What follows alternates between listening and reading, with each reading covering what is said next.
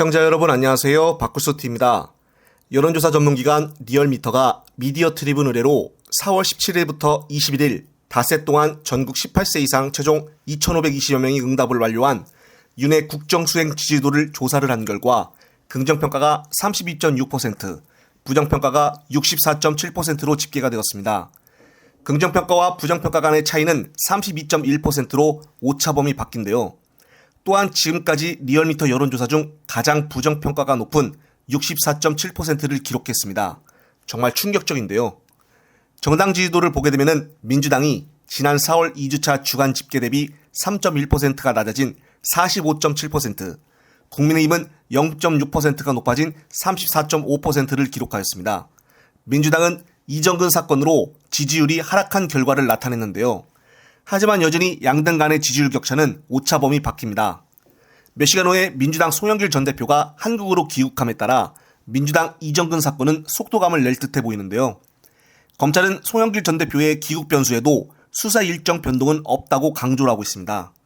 공여자로 지목을 한 인물들을 중심으로 각자의 역할을 조사하면서 수수자를 특정해 나가는 수사 일정을 유지하겠다는 방침인데요. 공여자 수사가 마무리된 뒤에 수수자로 의심이 되는 현역 의원들을 조사를 하고 이들 조사 결과를 바탕으로 송영길 전 대표를 불러 조사할 수 있다는 것입니다. 다만 법조계 일각에서는 수사 속도와 전략 수정을 두고 검찰이 고심할 것이란 관측도 나오고 있다는데요. 지난 10일 압수수색을 시작으로 핵심 피의자들의 줄소환과 구속영장 청구 등 빠른 속도로 진행됐던 수사가 강내구가 기각됨에 따라 신병 확보 실패로 제동이 걸렸기 때문입니다. 여기에 송영길 전 대표 귀국과 소환 요청이라는 돌발 변수가 보태지면서 검찰의 셈법은 복잡해졌습니다. 아직도 돈봉투 사건의 이정근 아주머니의 이 본질을 호도하는 사람들이 많이 있는데요. 이정근은 원래 사업가 박우식으로부터 정치자금 3억 원, 인사청탁 등 명목으로 7억 원 등 총 10여 원의 금품을 수수한 혐의로 특가법상 알선수재 등 혐의로 구속이 되었습니다. 원래 이 돈봉투 사건이랑은 본질이 아니었다는 것인데요. 저 역시도 정치에 관련 있는 자가 타인에게 10억 원 정도를 받았다는 말은 처음 들어봤습니다. 그 이유는 10억 원이면 상당히 큰 액수이기 때문입니다. 그러나 검찰은 10억 원을 받았음에도 불구하고 징역 3년이라는 구형을 때렸는데요. 여기서 3년 구형을 때린 것은 3년이면 집행유예가 가능하기 때문입니다. 그런데 이 사건을 법원으로 넘겨서 1심 재판이 시작되다 보니 판사가 이렇게 큰 금액을 받고 3년밖에 구형을 안 때리니 이정근이나 검찰이나 기가 막히게 본 것이죠. 따라서 판사가 이례적으로 검찰보다 더 큰 형인 징역 4년 6개월을 때린 것입니다. 그렇다면 검찰은 이정근에 대한 사건을 왜 이렇게 낮게 구형을 때린 것일까요?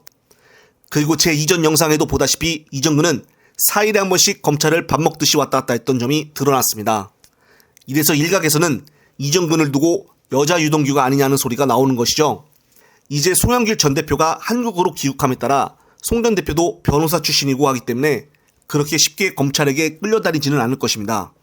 더욱이 이번 사건이 전개됨에 따라 다시 박영수 전 특검 사건과 민주당 홍영표 측에서도 돈이 전달됐다는 사실은 소리 소문 없이 묻혀질 가능성이 높습니다. 박영수 전 특검은 김만배와 50억 클럽 사건을 떠나서 개인적으로도 대장동 사건의 주범인데도 불구하고 아직도 사건을 처리하지 않고 있습니다. 정말 기가 막힌 상황인데요. 따라서 이런 것들도 유심히 잘 살펴볼 필요가 있다고 보여집니다.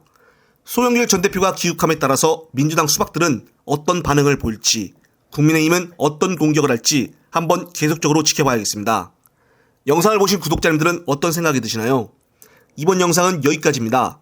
영상이 유익하셨다면 널리 공유될 수 있게끔 구독, 좋아요 꾹 눌러주십시오. 다음 영상 제작 시 큰 힘이 됩니다. 시청자 여러분, 시청해주셔서 감사합니다.